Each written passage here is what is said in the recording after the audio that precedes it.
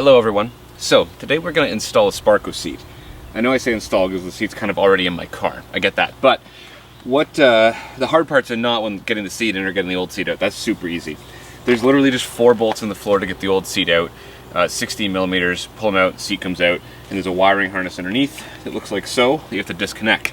Now, I transferred the actual seatbelt tensioner from the old seat onto this one. I've got the SPARCO seat base, the SPARCO seat sliders, and the SPARCO Sprint fixed back seat. I got these from JRP. They had them all in stock, so I was just able to just go there and sit in the seat and try it out, and it fits me perfectly. Make sure you disconnect the battery when you remove the seat for the first time, otherwise when you plug it back in, you will get an airbag light. I recommend bolting the rails to the base of the seat before you bolt it to the seat base. Bolting the seat to the slider, which bolts to the base, is actually really easy. Just make sure you use the actual SPARCO bolt kit, because if you just try to use stuff from the hardware store, you might get the threads wrong, which is what I did, and you end up having to drill and re-tap your brand new SPARCO seat, like a complete and utter. So, there's a couple tricks that I want to show you. Otherwise, it's just plug and play, right? The front 3 bolts are super easy to get in. They're 16 millimeters, you screw them in, but the back right bolt of the seat is super finicky. You can't use the stock bolt, as I discovered, because SPARCO didn't pay attention apparently when they put the little lower attachment point on, so I have to get a smaller bolt, and it's kind of weird to get in, so I'm going to try and do that right now. Okay, the new one is a 17, and it's about this big. So that is a, is it an M10 or something? I can't remember, I'll put it in voiceover, I can't remember exactly what I got. Alright, so that's the bolt down there. Take a look. See, there's really no space. You can't get the stock size bolt in there, so I just use that smaller one. I recommend that you back out all of the other 3 bolts first. See the other one way down there. Before you attempt to install this one, because otherwise it'll just be like, it doesn't perfectly line up, but SPARCO did a pretty good job, all things considered, from what I've heard online about some horror stories of seat bases not fitting the seat and such like that. So this is actually not bad. All 4 bolts are in, so I just got to tighten them down. I'm just going to go all the way across, you know, like a 1, 2, 3, 4, and torque them down a little bit at a time, because I don't want to put any unnecessary torque on one of the bolts, because that's a safety issue, right? As for the seatbelt attachment, that's right here. I just used some hardware from the store with a nylon lock washer and some nylon lock nut and some washers. And I'm going to make sure that lines up so that it's not torquing on this when it would be in a loaded position. So like it is right now, it's not exactly ideal. I'm going to loosen that and straighten that out. As for the seatbelt attachment, the SPARCO seat base comes with a spot to attach the seatbelt, which is handy. So that's the attachment down there. There's the stock tensioner. And then what I'm going to do is, I was an idiot, all right, and I cut these wires. This goes to the seatbelt pretensioner. So I'm just going to remove this harness. This is for the heated seat, I believe. I'm going to cut that, and I'm going to install, or just reclamp these back onto the seatbelt pretensioner, and that will work. I'm going to plug that into that harness down there, and then this is good to go. Cool? Cool. All right, let's do a quick test fit. So I got the seatbelt lined up in my driving position. Okay, so I put the seatbelt receptacle through the little hole in the side of the seat because I think that's safer. I don't think it's a good idea having the seatbelt coming over top of the side. 2 reasons. 1, you want it to be really tight around your hips, right? That's the thing that helps you, prevents you from submarining. 2, if I had the seatbelt going over top, it would wear down this part really quickly. Okay, so that's not bad actually. The seatbelt is digging into my side, but when you put the actual buckle in and tighten it, it levels it out, and it actually is, this is a really, really, really good driving position, and I feel quite secure in here. This is like, it's hard to describe. This is like 1,000,000 times better for driving position. You're lower, but I'm not so low because I have the slider, right? That I no longer hit my knee on the underside of the steering column. I'll go for a little drive in a minute and we can see what it's like, but yeah, this is just so much better. Getting in and out's a little bit of a pain though, until you get used to it. Not as easy. It's not bad though. Okay, so took the car for a quick drive. Just wanted to having some weird throttle issues. literally no idea what that's about.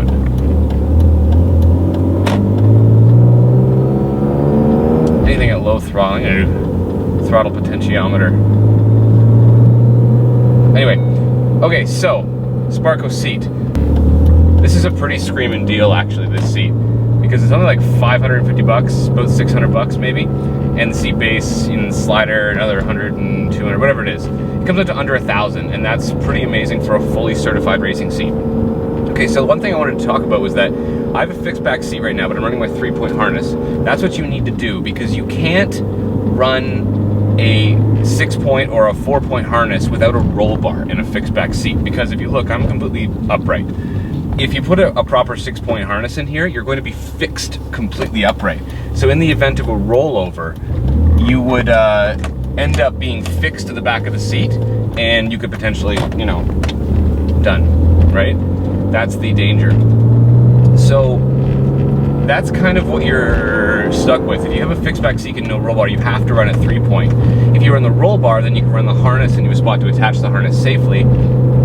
And then more importantly, if you roll over, you are protected, because you'll stay fixed up like this, but there's a bar behind you that keeps the roof from crushing, right? So I've only done the driver's seat. If you do the passenger seat, you have to deal with the seat occupancy sensor, which is a pretty annoying little sensor in the seat that detects whether or not the airbag, or whether or not they should turn the airbags on. And if you don't want an airbag light on that end, what you have to do is either trick it with like some, it's like a little module that you can get on eBay, and that will trick the sensor into thinking that there is somebody always in the seat, which means the airbags always go off. Otherwise, you can take the seat, as far as I understand it, you can take the seatbelt the passenger occupancy sensor out of the old seat. And if you do that, you can actually put it kind of like under the pads of the new seat, and it will work the exact same way and plug all the wiring in, right? And the other issue is the seatbelt pretensioner. VAC Motorsports, I think, sells a seatbelt attachment point, but it doesn't have the pretensioner in it, which means that you will get the airbag light for the driver as well, which is what I have right now because I haven't properly wired in the seatbelt pretensioner. And the way I understand it is that if it detects that there's no seatbelt pretensioner, or something's malfunctioning or something like that, you will actually have the airbag. See, this is where I'm a little bit foggy on. I don't actually understand if it's going to not deploy, if it's going to not deploy enough, or it's going to just fully deploy and you might be too close to it. So when you're doing seats like this is kind of like getting towards track car territory where the car is no longer road legal. So be very careful what you do when you install these types of things, and that you do all of the safety stuff properly, right? Don't mess around with that. This is safety, right? I'm not responsible if you go and you hurt yourself because you installed a racing seat. Do it properly. If you don't know what you're doing, get it installed by somebody who really, really does, okay? It's very, very important, because messing around with cold air intakes and stuff like that, that's fine. This is part of the safety system of your car that BMW spent a long time engineering so that it works properly to keep you and your passengers safe. Now, as for the actual seat itself, it's amazing, okay? It's very, very worth the struggle of dealing with like the passenger, the sensors and all that stuff, right? Because I'm completely locked in here and I'm at actually the perfect angle. So I've got the seat base and the seat slider, and that put me at essentially the perfect height. So like if you can see here right now, I've got more than enough room for a helmet safely, and if I remove the headliner, I'd have tons and tons of headroom. And I'm not too low. The steering wheel is now coming at me more, as opposed to just going like up and down, coming like kind of up at an angle. So that's a huge bonus. I'm a little bit lower for the stick shift too, which is good. I have enough elbow clearance. Okay, so I'm 5'10", about 190 pounds, and I fit just about perfectly in this seat. If I were a little bit wider, then I might have an issue with the seatbelt in this particular orientation, but this is actually completely perfect for me. And I have now driven this seat for at least an hour at a time, and you know what? It's actually really, really comfortable. I'm having a hard time finding an issue with the seat itself. It's kind of a pain to install, the way that the seat base is designed, but the seat itself is actually very comfortable. There's no hard spots. I'm not getting a sore back. I don't feel like I'm too far forward or too far back. I'm literally perfectly correct, and I don't have much room here for, in case of a rear end collision, for a head movement there, which is nice. Other than that, I don't have much else to say about the seat. If you have any questions about it, this was a little bit of a learning curve for me, personally. A lot of this other stuff I know what I'm doing, but this, I've never installed a racing seat like this before, so it was a bit of a learning experience.